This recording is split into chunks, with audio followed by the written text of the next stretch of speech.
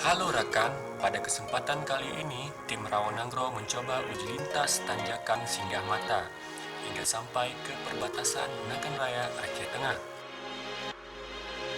Untuk sampai ke Aceh Tengah, waktu yang kita butuhkan sekitar 3 jam perjalanan melintasi area pegunungan dengan tanjakan dan turunan yang menantang.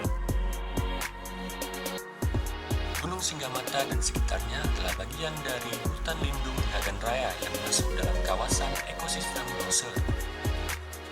Hutan ini masih sangat rimbun dan lebat. Tak heran bila memasukinya udara begitu segar dan temperatur pun menjadi dingin. Sesekali kabut akan datang dan menghalang jarak pandang. Tanjakan Singgamata ini terkenal ekstrim dan sering memacu adrenalin pengendara.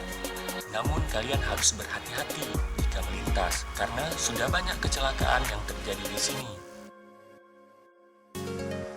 Ketinggian kawasan ini bervariasi mulai dari 100 meter hingga lebih dari 1.500 meter di atas permukaan laut. Bahkan ada yang menyebutkan ketinggiannya mencapai 2.000 meter.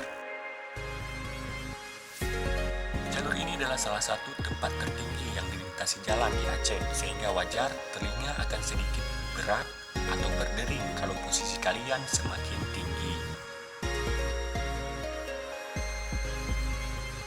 Sedikit informasi bagi kalian yang mau berkendara melintasi jalur ini, ada beberapa hal yang harus diingat atau dipersiapkan terlebih dahulu.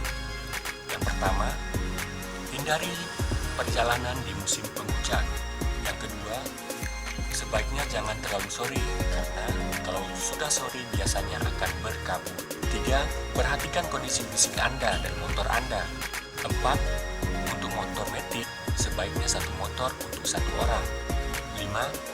Utamakan keselamatan, gunakan jaket, helm, dan sarung tangan bila perlu. 6. Sebelum melintas, sebaiknya sediakan bekal makan atau minum. 7. Jangan lupa singgah atau istirahat sementara di beberapa titik yang memang punya panorama menawan. 8. Ada kuburan ulama di lintasan itu, sebaiknya sisihkan sedikit sedekah. Sekian rakan ulasan singkat berdasarkan pengalaman kita. Menyona, bek maleng tinggai pusang bak kolom komentar di baru. Terima kasih.